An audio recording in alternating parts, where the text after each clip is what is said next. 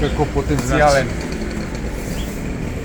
иден градоначалник на Кочево, размислувањето за градот. Позитивен правец иде, што се однесува барем за младите, негативен правец, допаѓа ти се, не ти се допаѓа климата. На мене ми личи, например, Трговски топа не е као баш. Па добро, се моментално мајде, нели, по Трговски се цело и затоа така изгледа, ама рачунаме да ги развиеме и другите делови од градот. Што би направил не ти како не да иден биде само градоначалник? фокусирано на туку да гледа да развиеме сите делови од градот. Што планираш за нови вработувања, за нови работни места, да отвориш нешто? Па ге, со самите тие проекти што ќе се направат, там ќе има секаде вработување. Пред Трговски центар ќе се отвори, што нема ли да има там вработување? Да. Спа центар ќе се направи, ќе се стави топла вода да се. А со Пониква? Што планираш со Пониква? Пониква си Скијачки центар, сакаш ли да има туризам да се развие? Таму не сум размислувал на таа тема, пример, за Пониква, пошто повеќе ја се насочи со моите мисли кон градот, знаеш, туку градот што се случува, али со тек на времето што ќе одам по граѓаните, нели, што ќе одам, ќе правам после ово, оно, ќе отприлика ќе знам што ги интересира, знаеш ли, и може пак има горе и тоа скијачки клуб ќе се отвори. Порано и мало почни мислам дека многу јак скијачки клуб. Не знам се И мало е, да. Освен не знам како се викал, скијачки клуб и мало, знаеш, ќе се отвори скијачки клуб, ќе се, знаеш, Абе, развој туризам, тоа може има капацитет вајна. има туризам, сега се добро на Поник. Да. Знаеш, може да направи скијачки клуб. За тоа не се размислува. За таа тема не сум мислувал, ама нели, ти ќе ми даеш совето, ај ќе ми даеш совето, нај ќе ми даеш совето и ќе измислим. Можеш ли уште некој питање на ти како лично, што сакаш да подобрим во твојот живот? Што? Чекай да размислям. Не съм никога ще размислувал кой прашал.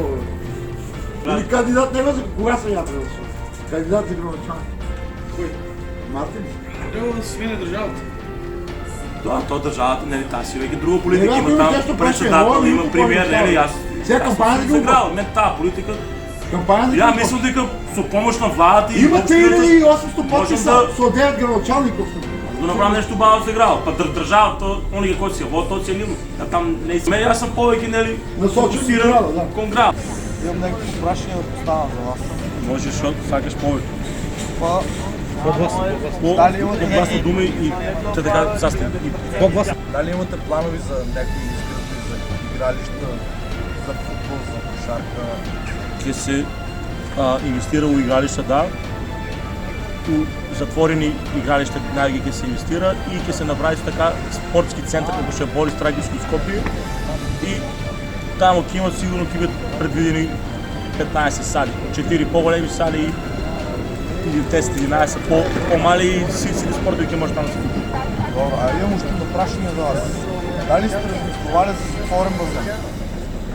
При тоа го напоменав у мојата програма. Затворен базен ќе се прави. За градот кој остредите ли Трговски од... Па добро, сега за сега ја мислам скоро само ќе се реновира Трговски. Се пада се трошат пари за ново реновирање на Трговски, тоа ја мислам безсмислено. Ја мислам. Ама некои работи може... На овај град, моментално како што е седен Трговски, ја мислам дека е супер. Се накнано пада се трошат пари за ова. Дали некои... Тоа некаде за некој си, ја мислам 10 години се ово, нели да си чаве многу пари е фрлено за ова, ние пат тука да бутаме да правиме. Имам още едно прашање. Дали некои патишка локални или по селата... Сите патишта дека има жители дека живеат, а не се асфалтирани ќе бидат направени. Сите патишта уопште. Тоа беше тоа моите двете прашања. Фала многу. Правете старички дом. Старички дом рачунам да направам на браната. На браната ќе направам старички дом и сите стари лица таму и ќе бидат и млади запослени и многу убав старички дом ќе направам.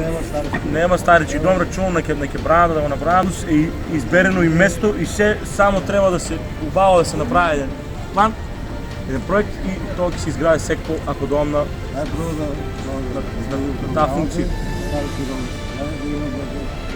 Рачунам за вас постелите да изградам старички дом на браната.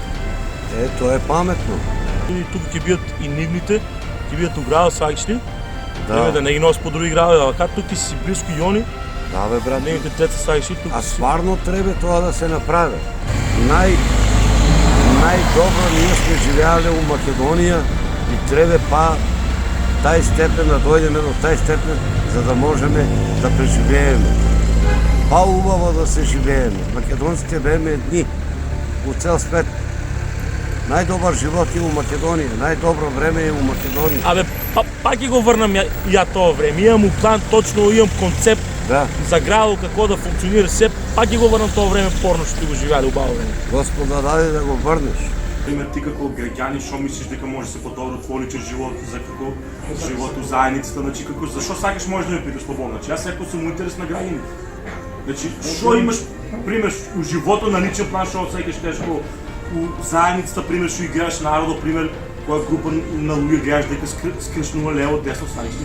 Значи, што ти интересира и ја ќе ти кажам некои мои предлози како би можеле да помогнем на тие луѓе. Или на тебе како индивиду. Брати си много ученя, он не може да гледай го на един друг. А не се бая, гледай го сега, ти види, я не знам това. Да само Да пукам, я не знам това ми ще начин. Питай го, ако сакаш, што те трябва да бидеш градоначалник? Питай го, ако станеш градоначалник, што ќе правиш? Може па и на моята го Знаеш по... лични прашања може. Може и лични прашања да постави. За мен.